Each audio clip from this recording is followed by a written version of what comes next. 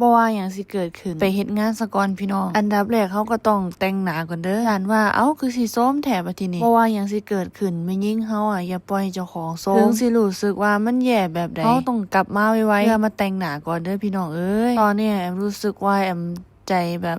เย็นลงแล้วคือว่าเฮาสิไปง้อเขาดีวะเพราะว่าเฮาก็ผิดไปบอกเลิกเขาแต่เขาบ่ง้อข่อยเนาะปล่อยให้ข่อยเครียด3 มื้อบ่ง้อจักเทื่อแต่ตอนนี้มันก็แบบโดนละเป็นอาทิตย์ละเขาดีวะคลิปนี้เว้าคำง้อจากเขาแล้วนี่โอ้ยก่อนไปเฮ็ดงานแหววก็สิฉีดน้ำหอมเด้อค่ะเป็นน้ำหอมหอมเฉยใช้ดีบอกต่อใครอยากได้ตอนนี้เขามีโปรให้อยู่เด้อค่ะ3 ขวด199 บาทแถมอีก1 ขวดเล็กว่าซั่นตอนข่อยสร้างข่อยก็ตกใจว่าเอ้าคือได้หลายแต่ว่ากินมันหอมอีหลีเด้กินนี่แหละมูเทเรามักคักแต่เราบ่อยู่แหละเราเครียดข่อยก็เครียดเราคือกันล่ะแอมรีวิวน้ำหอมของหอมเฉย FC ก็ไปซื้อตามบอกว่าเอากินหมู่แอมว่าซั่นเด้อพี่น้องกินหมู่แอม3 กินนี่ล่ะค่ะแล้วก็ได้แบบอันพกพาอันนึงนี่ล่ะบ่ว่าหยังสิเกิดขึ้นเฮาก็ต้องเฮ็ดงานค่ะงานนี่แหละที่สิเฮ็ดให้เฮาแบบไปข้างหน้าให้ได้พี่น้องอาบน้ำแต่งตัวเฮ็ดให้เจ้าของหอมๆงามๆกินข้าวให้มันอิ่มนอนให้มันหลับเพราะว่าชีวิตเฮามันต้องไปต่อผู้ใดอยากได้ก็ไปสั่งซื้อเอาเด้อร้านน้ำหอมพลอยชลบุรีไปเฮ็ดงานต่อเฮา